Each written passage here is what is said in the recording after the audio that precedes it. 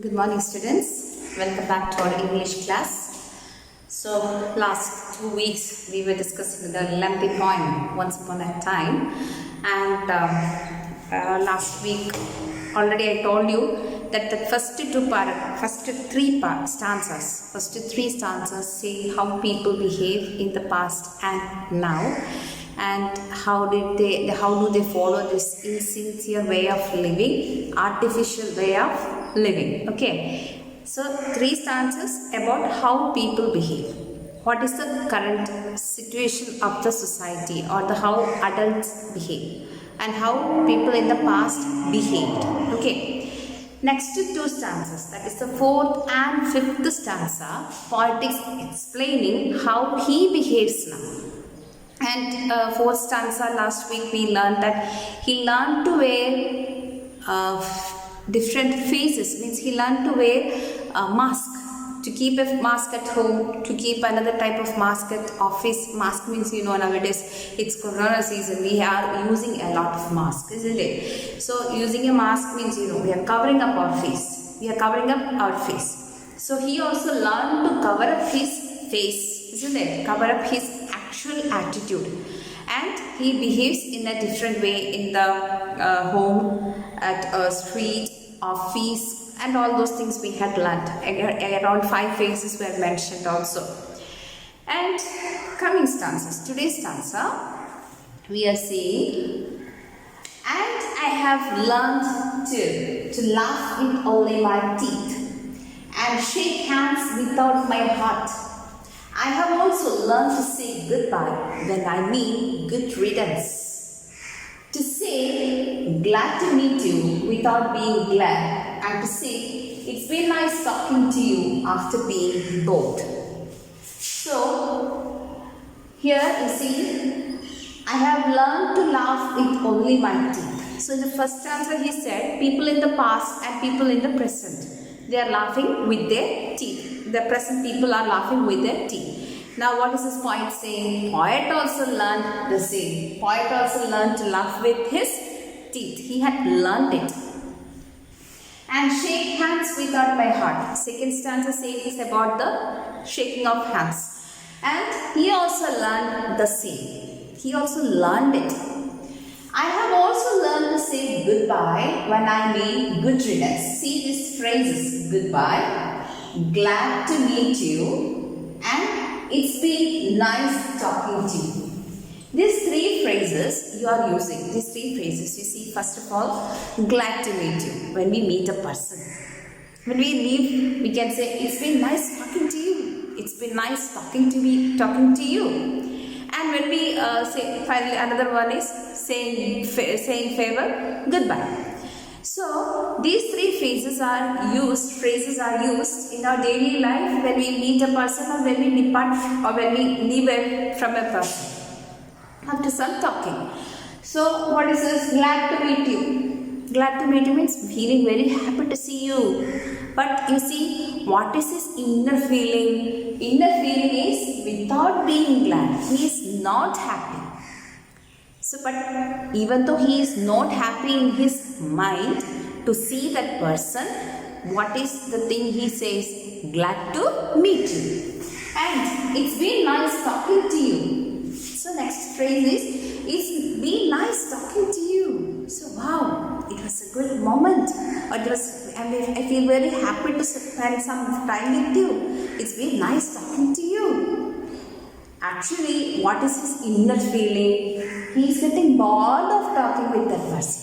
Getting bored of talking with that person. And when he says goodbye, what does it mean? Good riddance. Good riddance means, goodbye means bye. Bye means, when we depart from a person, we say bye. Goodbye. And there is a feeling of, when we are saying goodbye, we say, very nice to meet you, and I was feeling very happy to, again we should meet. That all meanings will come there. Here what is he saying? Thank you for leaving from here. When he says goodbye, what is actual meaning, inner meaning? Thank you for leaving from the place. To feel happy when someone leaves. To avoid the person, when that person leaves. To feel happy. to get rid of that person, to avoid that person. So these phrases will make you clear that poet is also behaving in the modern way of a fake smile, fake shake hand, and he has programmed his life to behave as others also do. To show a fake smile, that is with teeth, to shake hands without heart, and to say, and whenever he says, it's been nice talking to you, when does he say like that? When he's getting bored of talking with that person. Or when he says glad to meet you, actually he is not at all glad. And when he says goodbye, here she's feeling very happy to get rid of that person, Understood? So he feels that, he says to his son that the uselessness of having some good qualities like kindness, sincerity, true feeling, selfless feelings, there is no use of behaving like that. Because society changed him also. Okay, he wanted to behave in a true way, sincere way, but society's behavior gave him a change. And now continue.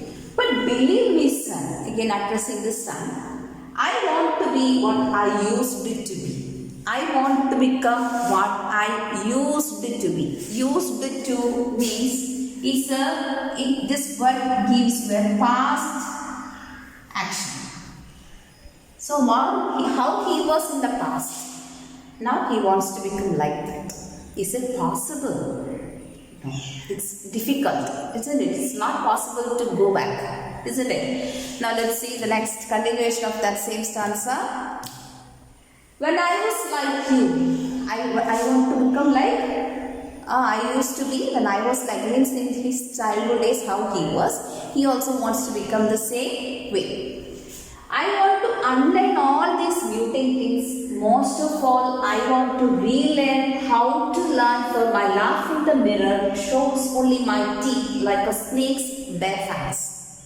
And he also says that he wants to unlearn. He learned something wrong and he wants to unlearn it and he wants to relearn it. So three learnings are there, isn't it? Learn. Already he had learned so many fake personalities, fake identities he is having now. He has learned to keep some fake identities. Now he wants to unlearn it, means remove from his life all these things. And he wants to relearn something. What does he want to relearn? He wants to relearn the innocence or a natural behavior, a real behavior, a sincere behavior from his heart.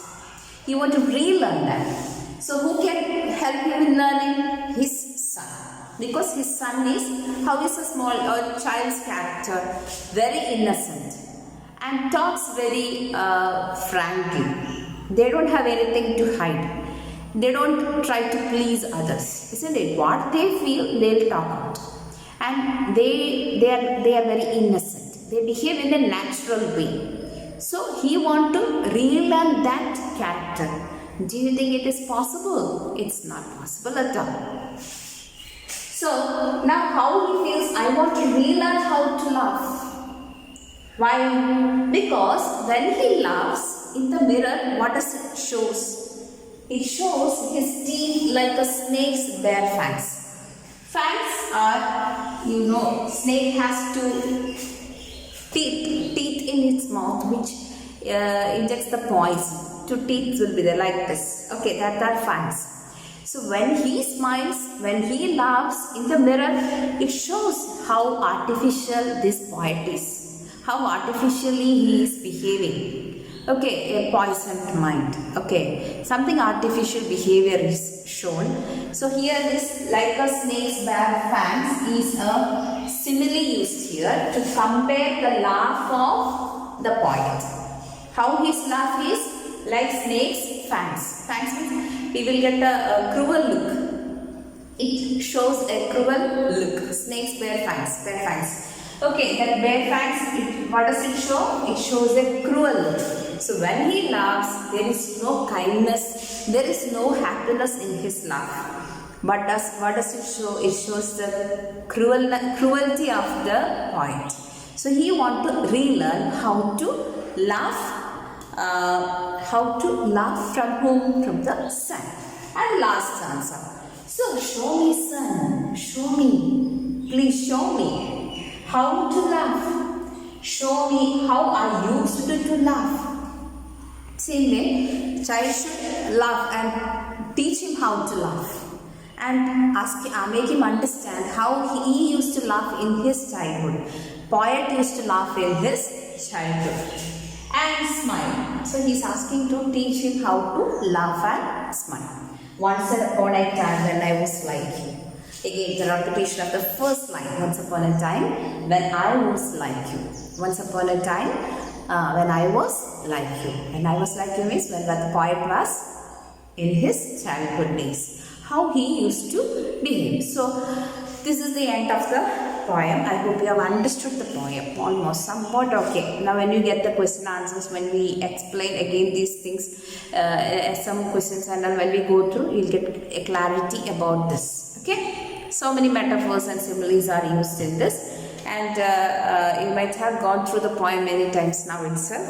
Almost 3 weeks we have started this poem. So ice block called ice. It's a metaphor used. Okay, ice are compared to ice block. So it is a metaphor. Again, like a fixed portrait smile. In the fourth stanza, we learned that his smiles are like a picture smile, fixed, no change, no expressions, no feelings. That like a fixed portrait smile is also a simile. It's a simile. And again, you can see another simile here. He compares his laugh to a snake's bare fangs, to the teeth of the snake, to the teeth of a snake. So how does the teeth, if the snake opens its mouth, we can see the teeth of the snake. How does it look like? It shows the cruelty of the snake. Same way, his laugh is also very cruel, not sincere and very selfish. So he wants to relearn all these things.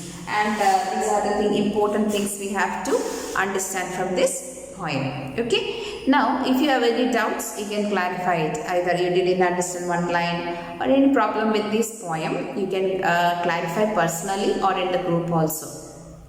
Thank you.